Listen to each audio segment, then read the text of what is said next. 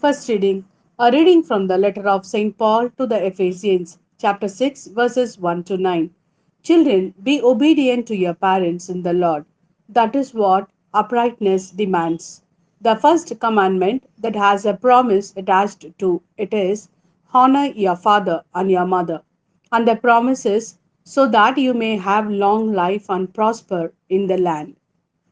And parents never drive your children to resentment but bring them up with correction and advice, inspired by the Lord.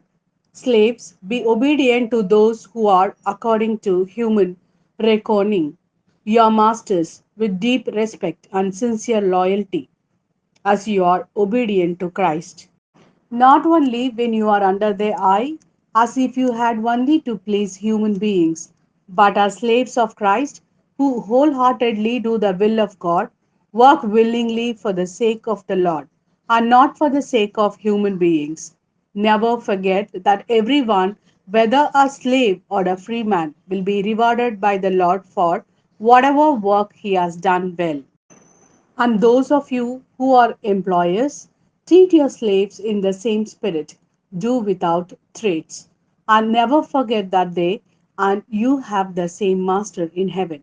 And there is no favoritism with him. This is the word of Lord. Thanks be to God. A reading from the Gospel according to St. Luke, chapter 13, verses 22 to 30. Through towns and villages he went teaching, making his way to Jerusalem. Someone said to him, Sir, will there be only a few saved? He said to them, try your hardest to enter by the narrow door, because I tell you, many will try to enter and will not succeed. Once the master of the house has got up and locked the door, you may find yourself standing outside knocking on the door, saying, Lord, open to us. But he will answer, I do not know where you come from. Then you will start saying, we once ate and drank in your company. You taught in our streets. But he will reply, I do not know where you come from. Away from me, all evil doors. Then there will be weeping and grinding of teeth when you see Abraham and Isaac and Jacob and all the prophets in the kingdom of God, and yourself thrown out. And people from east and west, from north and south will come and sit down at the feast in the kingdom of God.